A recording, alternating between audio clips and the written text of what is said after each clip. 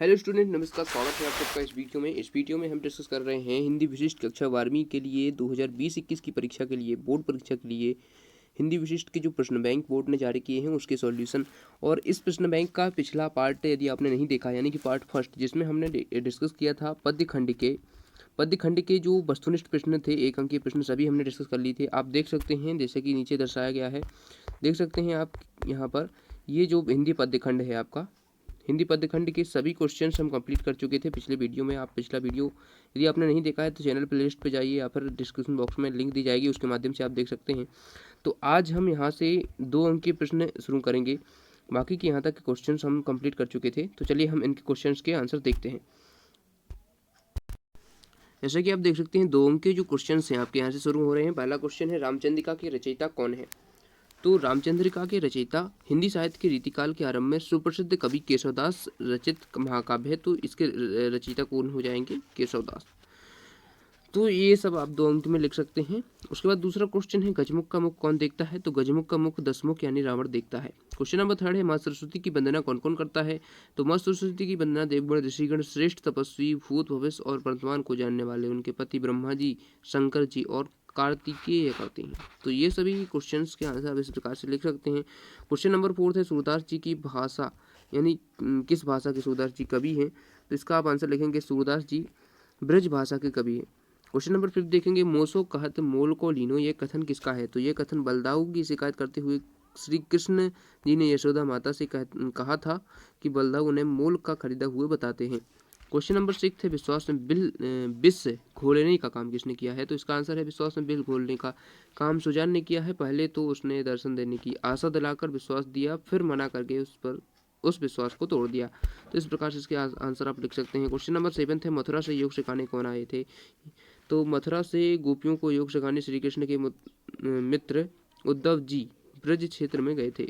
तो इसका आंसर इस प्रकार से आप लिख सकते हैं। क्वेश्चन नंबर 8 है, नंद के आंगन में गोपियों क्यों एकत्रित हुई थी? तो गोपियों ने यह सुना कि मथुरा से कोई कृष्ण का संदेश लेकर आया है, तो प्रेम में मदमाती सभी गोपियां यह जानने के लिए नंद के आंगन में एकत्रित हुई और उनके लिए क्या लिखा है कृष्ण जी ने, तो ये सब देखने के लिए गोपियां एकत्रित हुई थी। क्वेश्चन नंबर 9 है, कुटीर कौन सी नदी के किनारे बनाने की बात कही गई है? तो कृष्ण के सखा उद्धव अपना कुटीर यमुना नदी के किनारे बनाने की बात कहते हैं। क्वेश्चन नंबर 10 है, कबीर ने किसकी संगति करने के लिए कहा है? कबीर ने साधु पुरुष की संगति करने को कहा है। सत्पुरुषों की संगति करने से सन्मार्ग पर चलने लगते हैं, जिससे लोक परलोक सुधरते हैं। Question number 11, question number 12, question number 13, इसी प्रकार के सभी क्वेश्चंस के आंसर आप देखते जाइए और याद करते जाइए इनको, ठीक है। और क्वेश्चन नंबर 14 आप देख सकते हैं, बिजली की चमक देखकर कवि सखी को क्या सलाह देता है?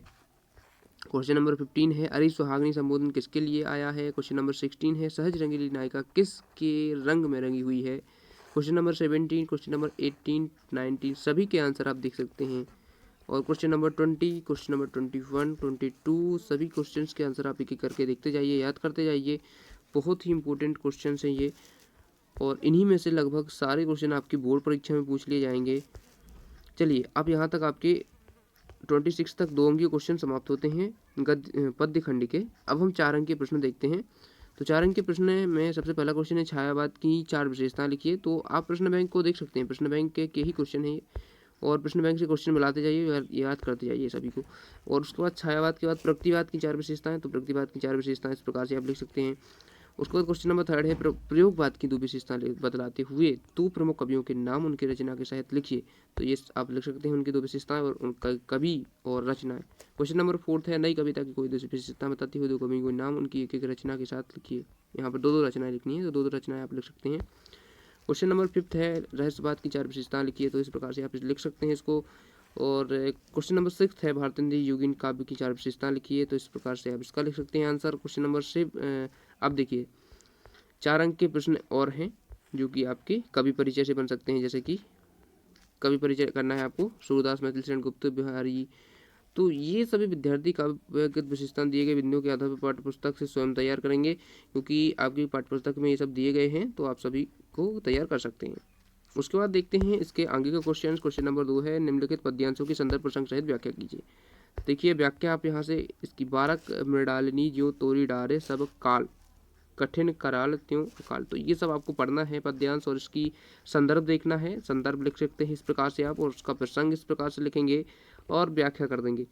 देखिए संदर्भ में आपको लिखना होता है किस पाठ से लिया गया है, आपकी पाठ्य पुस्तक का नाम क्या है, और प्रसंग में आपको लिखना होता है कि किस कवि ने ये लिखा है, और नहीं, प्रसंग में आपको ये लिखना नहीं होता है, प्रसंग में लिखना होता है कि ये किस बारे में है। ठीक है, तो इस प्रकार से आप इसको लिख सकते हैं, और उसके बाद व्याख्या कर सकते हैं। व्याख्या में आप इस प्रकार से, और विशेष आपको जरूर लिखना है क्योंकि आपका 4 नंबर आपको तभी पूरा मिलेगा। ठीक है, उसके बाद दूसरा देखते हैं, मैया कभी बढ़ोगी चोटी। तो ये वाला बहुत इंपॉर्टेंट है, इसका आप संदर्भ प्रसंग देखिए और व्याख्या इस प्रकार से देख सकते हैं। उसके बाद देखते हैं अगला थर्ड वाला जो, तो ये सब आपको देखना है, ये बहुत ही इंपॉर्टेंट पद्यांश है। ठीक है, तो इसको आप देख लीजिए और उसके आंसर देख लीजिए। उसके बाद देखते हैं फोर्थ, ये है आपका फोर्थ में आपको देखना है, और उसका विशेष काव्य सौंदर्य क्या है, इसमें ये सब लिखना है। उसके बाद आप देख सकते हैं संदर्भ प्रसंग 5वां का व्याख्या। क्वेश्चन नंबर इसमें जो 6th है, 6 का देख सकते हैं, 7th देख सकते हैं आप, और 8th देख सकते हैं, 9th, सभी के आप यहाँ से तैयार कर सकते हैं, और 10th। इस प्रकार से आप देखिए, व्याख्या कीजिए। देखिए अब हम नेक्स्ट वीडियो में गद्यखंड के सभी देखेंगे। अभी हमने पद्यखंड पूरा कर लिया है, पिछले वीडियो में हमने ऑब्जेक्टिव क्वेश्चन डिस्कस कर लिए थे, और इस वीडियो में हमने सभी क्वेश्चंस डिस्कस कर लिए हैं। तो थैंक्स फॉर वाचिंग। अभी तक चैनल को सब्सक्राइब नहीं किया तो कर लीजिए। मिलते हैं नेक्स्ट वीडियो में।